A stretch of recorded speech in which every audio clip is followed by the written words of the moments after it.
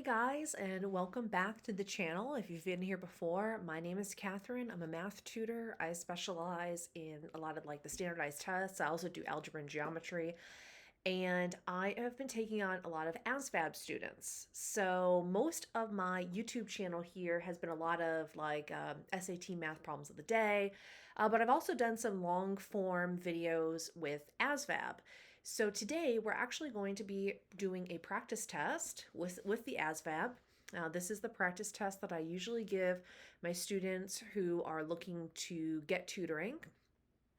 And what we're going to do is we're going to go over basically the entire math test. So we're going to start today with the arithmetic reasoning, and then we're also going to do the mathematics knowledge. I'm probably going to do this into just one long video, so please bear with me today. One thing I will always say is, if you're going to be sitting here and it's time to focus, make sure you have like snacks. I have a soda with me today. So that way we are ready to go. We have everything of necessity near us and we can focus on the lesson. So this platform that I am doing the video on is through Wyzant. I do offer private tutoring through Wyzant, and what I really like about it is we can draw. I can say hello. We can draw on the board. We can write on the board, and we can even pull up documents. So a lot of times when I tutor with students, we will actually pull up a document and work right from that document. And that's what we're going to do today. So let's get started with the arithmetic reasoning problems. And for the record, I am not doing these as we go along. Whenever I do a video, I actually always do the practice test or the SAT problem of the day beforehand. So that way it kind of, we don't have to sit here and wait for me to go on my calculator or anything like that. And I can also kind of identify as I'm practicing the problems beforehand how I want to explain some things. All right, so let's go ahead and get started. So we have, for the first arithmetic reasoning problem, let me go ahead and change my pen color. All right, so we have this one here. So Family Video stocks 1,003 drama movies, 518 science fiction movies, and 253 children's movies. How many more drama titles than children's titles does Family Video have in stock? So let's go ahead, and I always tell students to underline the question. And it's always challenging to do this on the computer versus if I had pen and paper. So if I make little mistakes, just forgive me.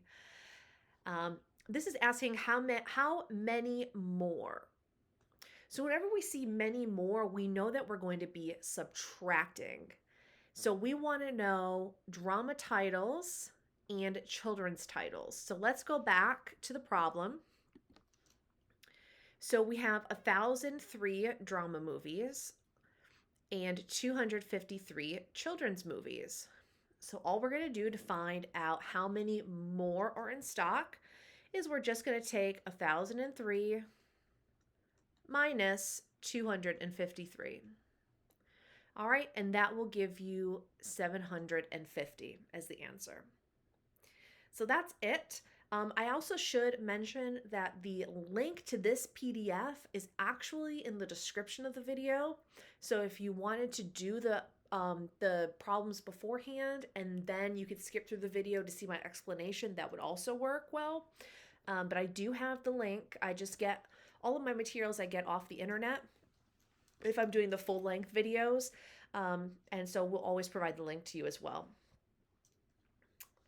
Okay, number 2. We have Mr. Vlasic needs to buy 2 pens for each of the 17 students in this class. If pens come in packs of 6 and each pack costs $2.35, what is the minimum amount that Mr. Vlasic must spend? Okay, so we know that pens come in packs of 6. And the first thing we need to do is figure out how many students or how many pens we need to buy. So if we have 17 students, and each student needs 2, Whenever you're here each, that's going to be a multiplication. So we're going to figure out how many pens, and it's going to be 17 times 2, and that's going to give us 34 pens are needed. Now, the next step here is, okay, we know how many pens, but we also know that the pens come in packs of 6.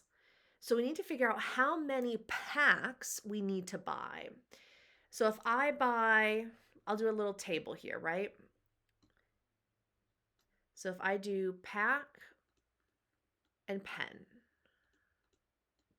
And again, I'm doing these problems really slow. That's why you guys can skip around if some of these are too easy for you. But I really want to break this down for people that need it completely broken down. And there's nothing wrong with that. All right, we all start somewhere. So if I buy 1 pack of 6, that means I get 6 pens. Okay, if I get 2 packs, that means I'm going to get 12 pens. If I get 3 packs, that'll give me 18 pens, etc., etc. And what you'll find is if I do 6 packs, it will get me 36 pens. So I'm going to need to buy 36 packs in order to have enough for every student. So we also know the cost of the packs of pens.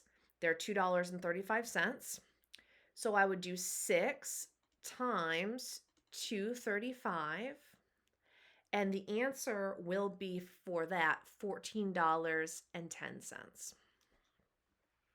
Okay?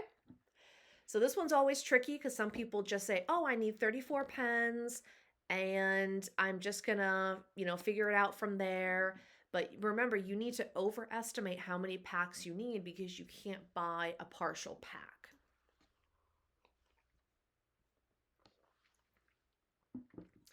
Okay, number 3. Brandon earns $1,050 a week and Brad earns 160 hours a day. So if both of them work 8 hours a day, 5 days a week, who earns a higher hourly wage? How much higher is it? So we need to figure out how much each of these men is making per hour. So let's start with Brandon. So for Brandon, he makes $1,050 a week. Now this assumes 8 hours a day and 5 days a week. So that's the normal 40-hour per week work schedule.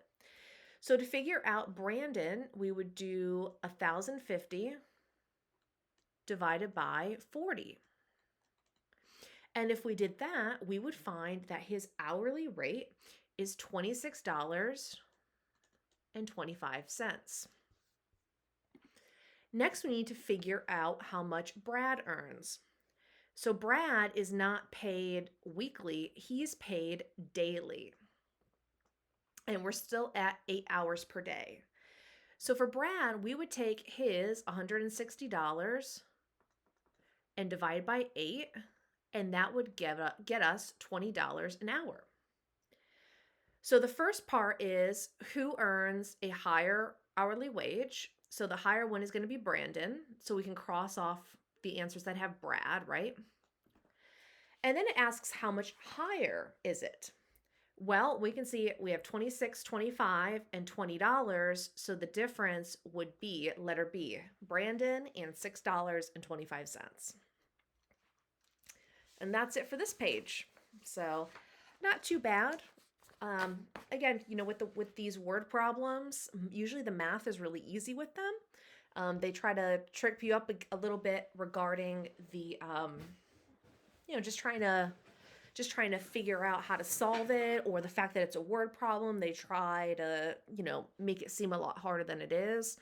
But the word problems really are not that bad, and usually they have easier math concepts than the other side of this test. So next question is number 4. And this one says that Matthew's dad is 5 times, which means 5x, as old as him. If the difference of their age is 28, how old is Matthew? So the correct answer here is 7, but I'm going to show you an example with 4 because I don't want to go through every single one of these.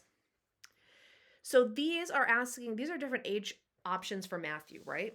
So if Matthew was 4 years old, then if his dad was 5 times as old, he would be 4 times 5, which would be 20 years old. But it says that the difference of their ages is 28. So is 20 minus 4 28? No, it's 16, right? So that's out. So let's go all the way down to 7. So 7 times 5 would give you 35 for the dad's age. Is the difference, which is subtraction, of 35 and 7, 28? Yeah, so that is the answer. Okay. So every once in a while, you're not going to be able to make an equation or anything like that. You're just going to have to plug it in and see what answers you get. Okay, number 5 here. We have Dana and Megan have to fill 500 envelopes for charity. At the end of the morning, Dana has filled 3/20 of the envelopes, and Megan has filled 1/4 of them. How many envelopes have they filled together? Okay, so to solve this problem, we need to add together how many envelopes they've done. So we have 3/20 plus 1/4. Now, as you can see, the denominators are not the same. So what we're going to do is we're going to multiply 1/4 by 5/5, because that'll give us 20 as the denominator. So we have 3/20 plus 1 times 5 is 5/20 is 8/20.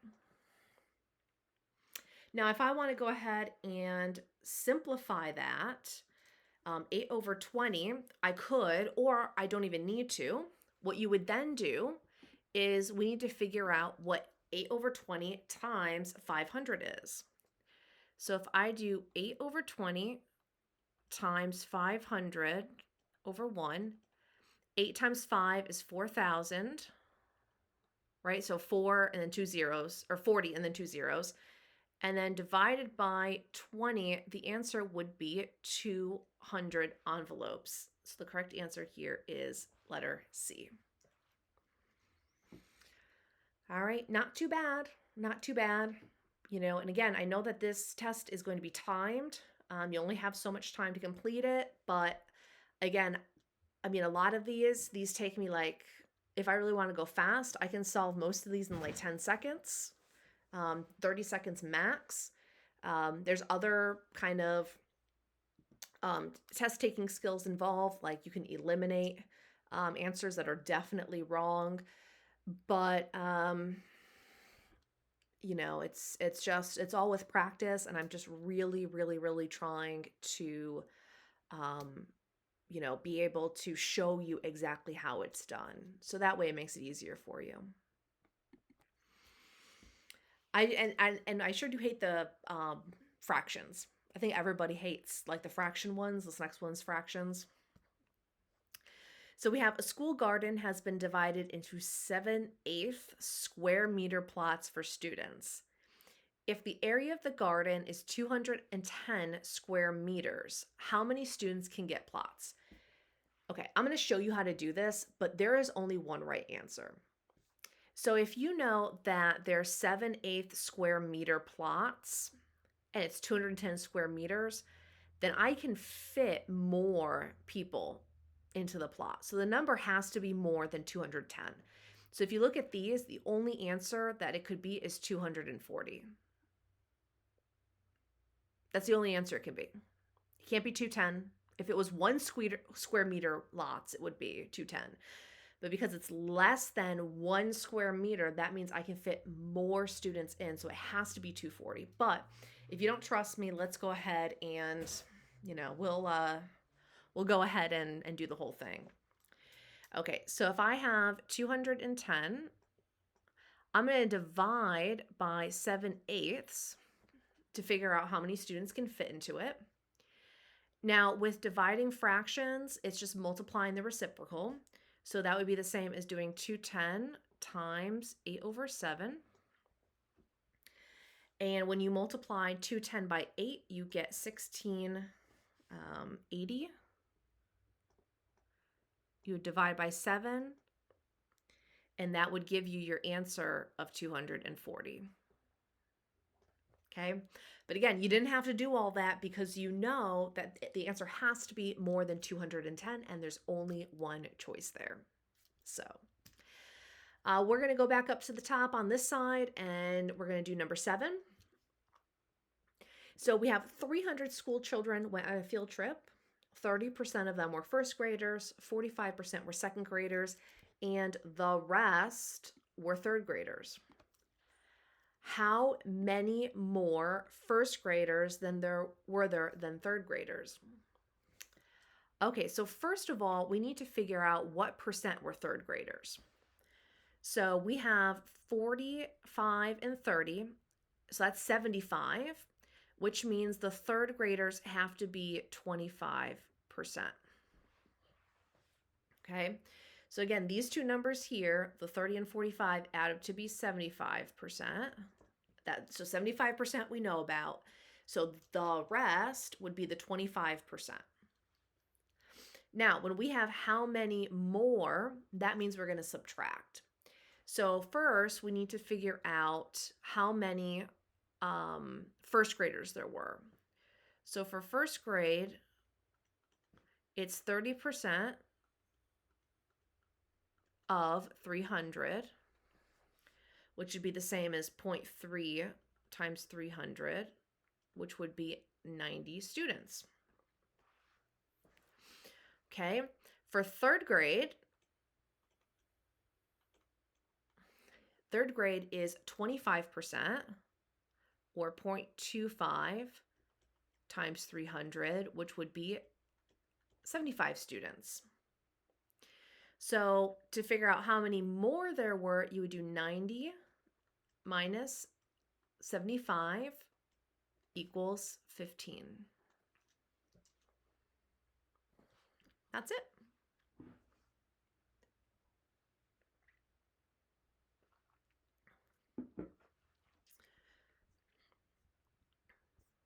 I love problems like number 8 because they are real world problems, right?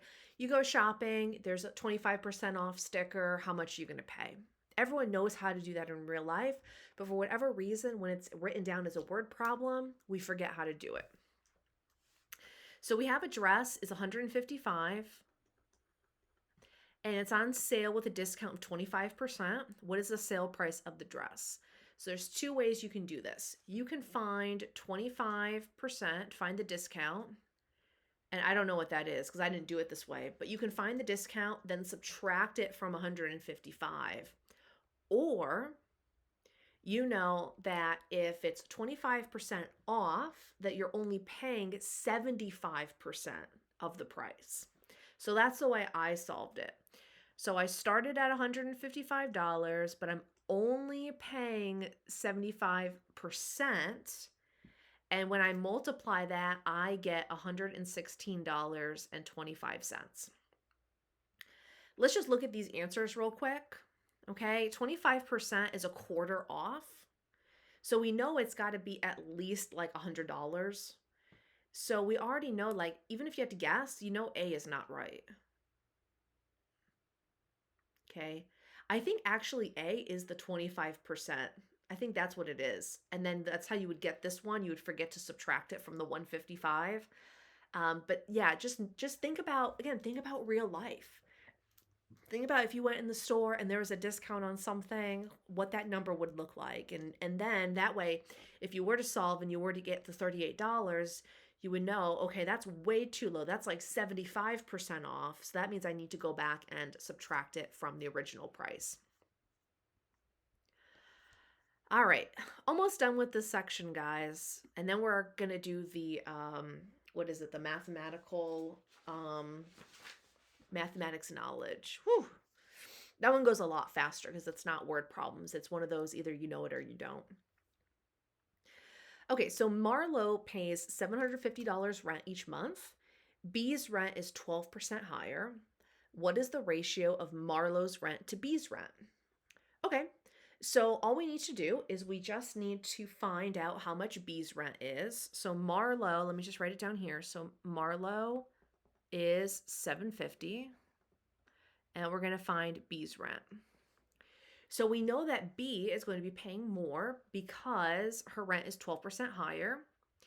So the way we find how much it's going to be is we would take 750 times 1.12, so 12%, but it's going to be 12% higher. So we always put the 1 in front because it's like 112%. And when we do that, we get that her rent is $840. So it asks, what is the ratio of Marlowe's rent to B's rent? Now you see how it's written with the colons here? You can do that, but you could also write ratios as a fraction. And I think that that's easier when you're trying to simplify a ratio. So we have 750 over 84. So now let me change my color. I'm going to go ahead and simplify this. So let's get rid of the zeros. So now we have 75 over 84. And let's try dividing the top and the bottom. Oh, come on. Sometimes my pen goes weird when I'm at the bottom of the screen. Let me erase that. It looks terrible. We're going to go ahead and we are going to divide the top and the bottom by 3, which gives us 25 over 28. And we can rewrite this in like as a colon as 25 to 28. The correct answer here is letter C. Whew. I know it's a lot. Even for me, I'm just like, I'm so tired. I get really tired doing these too. So I totally get it. But some of them on this page are actually pretty easy. Like number 10 is a pretty simple one. This is just a ratios problem, so let's go ahead and start it. So a cake recipe calls for 5 cups of flour to bake 2 cakes. Okay, so 5 cups of flour to bake 2 cakes. How many cups of flour will be needed to bake 7 cakes? Okay, so we have unknown flour to bake 7 cakes. Okay, so I like to include like the flour and the cakes here. These are not actually variables. I just put them in to remind myself to make sure that I have my second fraction set up properly. All we're going to do now is we're going to solve for x. So we're going to cross multiply. 5 times 7 is 35. And then 2 times x equals 2x. To solve for x, we would divide both sides by 2. So the answer here is 17.5.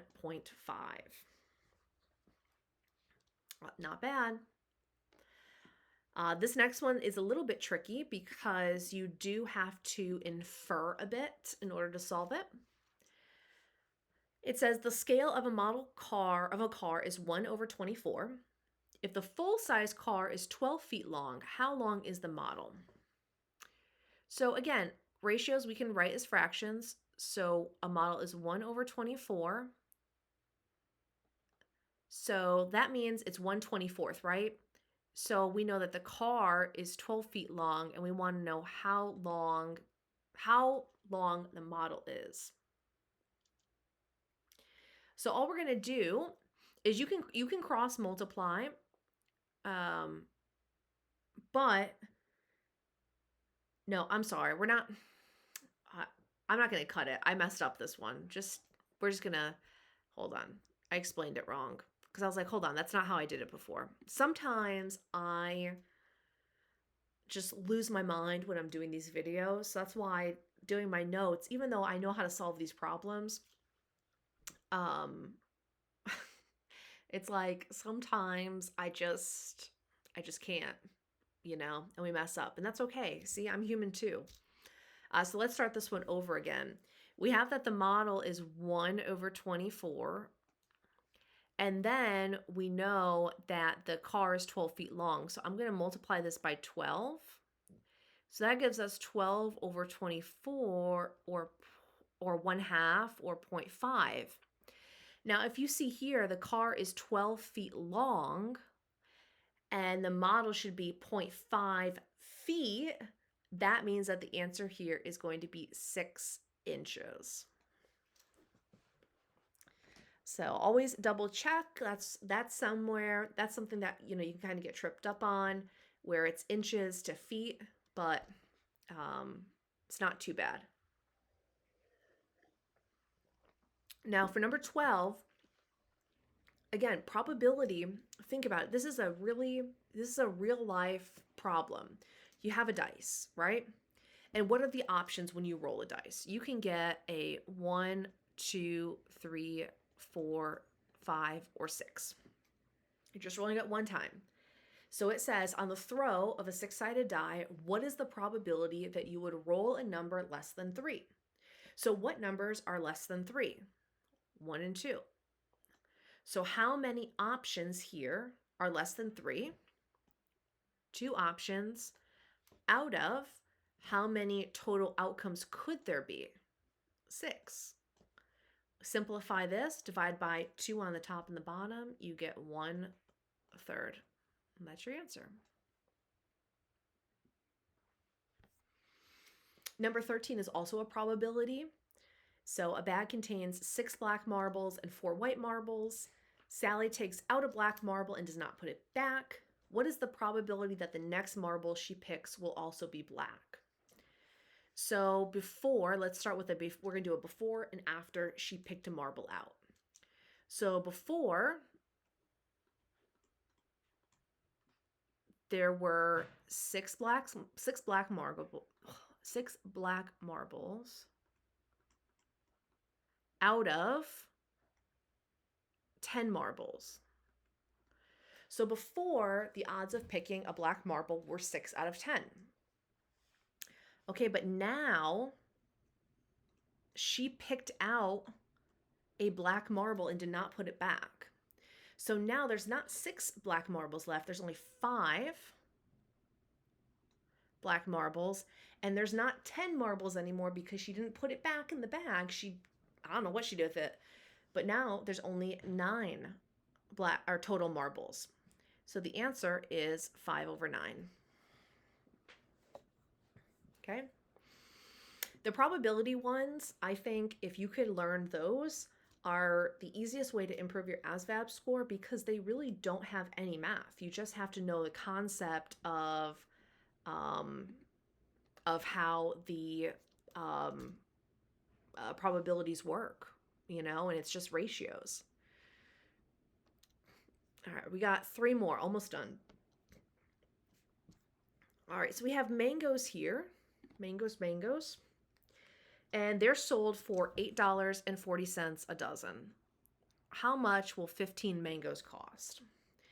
So the simplest way that I can explain this, because you can do it as like 1 1/3 or 1 1/4 dozen or whatever, but the easiest way to do this is to figure out how much each mango costs. So to figure out the cost of a single mango, you would do $8.40 divided by 12, and that would give you 70 cents a mango. And then you would just take 70 cents a mango times 15, and that'll give you the answer of $10.50.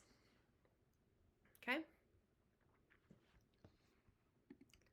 Next problem. Rosita buys 400 feet of yarn for a craft project. If the yarn costs 12 cents a yard, how much does Rosita spend?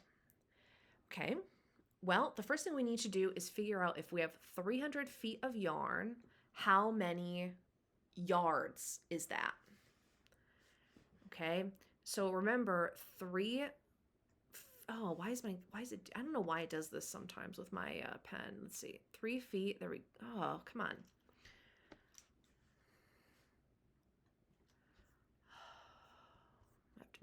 I'm gonna have to edit this. Let's try this again. So 3 feet is 1 yard. And sometimes people get confused here and they think, oh, is it going to be 900 yards? Do I multiply by 3? But look at this. This number of yards is less than the number of feet. So in order to figure out how many yards, we would take 300 and divide it by 3. So 300 feet is 100 yards. And we know it's 12 cents per yard, so we would multiply 100 times 12 cents, and that would give us $12.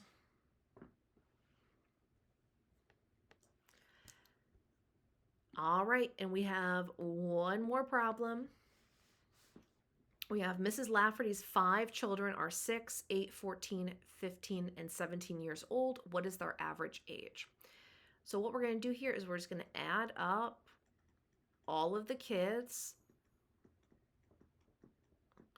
And when I add them all up, I get 60. And then to find the average is you take 60 divided by how many children? So 60 divided by 5, the answer is 12. All right, and that is it for the first section. And the next section here is going to be the mathematical knowledge section. Oof. So the mathematical knowledge section is easier to tutor because either you know the knowledge or you don't. So let's go ahead and get started with that.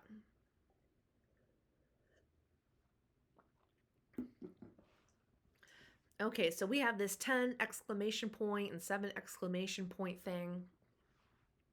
So what this is if you see this, this means that you're doing 10 times 9 times 8 times 7 times 6 times 5 times 4 times 3 times 2 times 1. So it's whatever, it's that number multiplied by every number that came before it. So, and that's divided by 7, 6, 5, 4, 3, 2, 1. Okay? So in order to solve this problem, we have things on the top and the bottom because this is division that we can eliminate. So we can get rid of the entire bottom and all of this on the top. And all we have to do here is 10 times 9 times 8, which would be 720.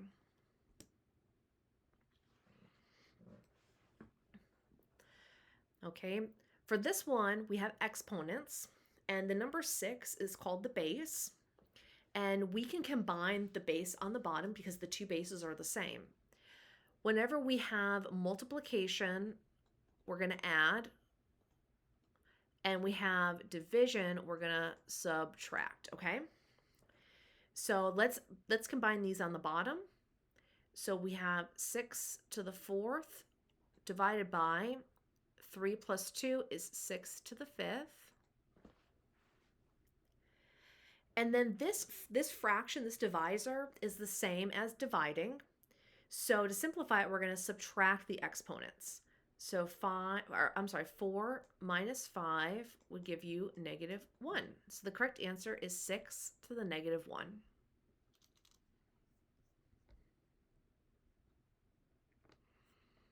All right, new pen color time.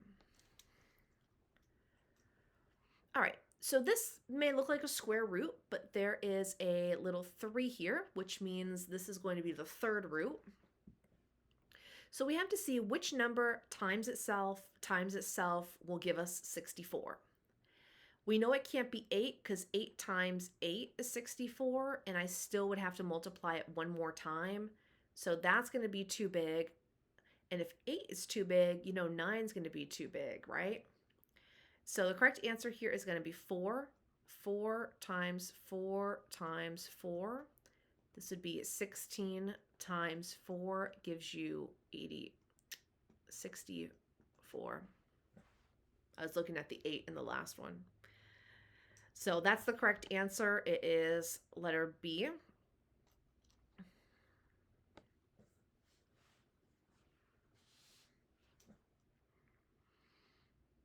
All right. So this one is an order of operations. And I'm actually going to do this one over here because I really need to write this one out. So the first thing you always do is going to be what's in parentheses. And this square root that's within parentheses is almost like the first parentheses. So we have 2 minus 5 minus the square root of 16 is 4 divided by 14 minus 2 is 12 is 2 times 3. So we have 2 minus 1 divided by 2 times 3. And we always go from left to right, multiply and divide. So 2 minus 2 times 3. I did this one wrong. You know what? Look what I did right here. I put a subtraction. I rewrote it wrong. That's something that, especially if you are rushing through, that's very common. I know I used to make mistakes, silly mistakes like that all the time. I just made one right now where because I was rushing through, I wrote the problem wrong. So let's go ahead and try that again. All right, so we have 2 times 5 minus 4 divided by 2 times 3. So we have, let's just say this is 1. So 2 times 1 divided by 2 times 3. Now, because this is all multiplication and division, you just go left from right. You don't have to do multiplication then division. They're kind of like in the same bracket. So this would be 2 divided by 2 times 3. 2 divided by 2 is 1 times 3. The answer is 3. So again, you go left to right when it's all the same. So if it was all addition and subtraction, you would do from left to right. It doesn't matter. You don't have to do multiplication then division. Same thing with this one. All right, number 5, solve for A. Okie dokie. So the first thing we're going to do is I'm going to add like terms on this side. So I'm going to rewrite this with 5A. So 7A plus 2 equals 5A minus 5. I'm going to subtract 5A from both sides. So 2A plus 2 equals negative 5. Subtract 2 from both sides. 2A equals negative 7. Divide both sides by 2. So that would be negative 3.5. And the correct answer is C. So not too bad. Okay. This problem here, we're going to solve for x. So the first thing I'm going to do is I'm going to distribute out the 5 to the side and then distribute out the 3. So 5 times 2 is 10x minus 5 equals 12x plus 9. Let's subtract 10x from both sides. So negative 5 equals 2x plus 9. Subtract 9 from both sides. Negative 14 equals 2x. So divide by 2. X equals negative 7. I'll go ahead and circle it too. So nothing is groundbreaking here. That's why I'm trying to plow through these ones a little bit better because there's really not too much explanation, not like the word problems were. It's kind of just like, this is how you do it. And if you're struggling with any of these problems, you just have to practice more of this particular type of problem. Right? So like this one says evaluate the expression. And evaluate means that I'm going to be given some numbers and I need to plug them in, right? So for x, I'm going to put 0, and for y, I'm going to put 3. So we have 0 plus 3 to the third power minus 5 times 0 plus 7 times 3. So 0 plus 3 is just 3. 3 to the third is 3 times 3 times 3, which would be 3 times 3 is 9, times 3 would be 27. So we have 27 minus 5 times 0 is 0. And then plus 7 times 3 would be plus 21. So 27 and 21 would be 48. Not too bad.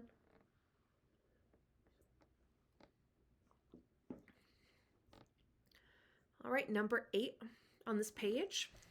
Solve 3 plus 6x is less than or equal to 3x minus 3.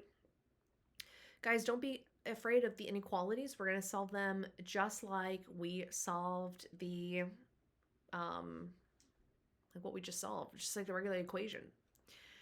All right, so the first thing I'm going to do here is I'm going to subtract 3x from both sides. So 3 plus 3x is less than or equal to negative 3. Subtract 3 from both sides. 3x is less than or equal to negative 6. Divide by 3. X is less than or equal to negative 2. So you may remember from math that sometimes we have to flip the inequality sign, but we only do that if the negative number is attached to the x here. So we're not dividing by a negative, we're not flipping the sign. It doesn't matter that we have a negative on this side, we only flip the side or the sign when we have a negative that is being divided out. Okay, the last two are just going to be knowledge questions. So what is the name of a quadrilateral with 4 equal sides? Okay, so a quadrilateral with 4 equal sides is a square, but square is not down here. So let's go ahead and go through these. It's not a pentagon because a pentagon is, no, pentagons are hard to draw. 2, 3, 4, 5. So a pentagon is 5 sides, so that's not it. A trapezoid is also not it because the trapezoid has 2 sides that are equal, but the top and the bottom are totally different. Now, a parallelogram, it could be that, but an example of a parallelogram is a rectangle. So it can't be a parallelogram. What a rhombus is a rhombus is basically a square on its side. So the correct answer here, I don't know what, I did not mean to erase that. There we go. So the correct answer here is going to be the rhombus. So even if you didn't know what a rhombus was, you could have at least guessed between a parallelogram and a rhombus. Okay? So again, we're not looking for perfection here. If you can eliminate some of the answer choices, it's just going to help improve your score. And then same thing here, a 55-degree angle is, it's not a right angle. A right angle is 90 degrees. An exterior angle has absolutely, letter D, an exterior angle has nothing to do with degrees. It could be any type of, it could be any size. Okay, and then you just have to remember acute and obtuse. So acute is like a cute little angle. So an acute angle is less than 90 degrees. And obtuse is more than 90 degrees. Okay, acute, I always think like, oh, cute little angle. And obtuse, I think of like obese, like so really big. That's an easy way to remember it. But yeah, 55-degree angle is definitely an acute angle. All right, and we are on the last page for this one. So the next one is an isosceles triangle. So what an isosceles triangle is it is a triangle. I'm trying to really exaggerate, where 2 sides are the exact same. Okay, so it's not equilateral, it's not all 3, but it has 2 sides that are the exact same. Now, if 2 sides are the exact same, then that also means that it has to have two angles that are the exact same. So the correct answer here is going to be letter B. It has two equal angles. That's it. Okay, number 12. The side of an equilateral triangle is 20 centimeters. What is its perimeter?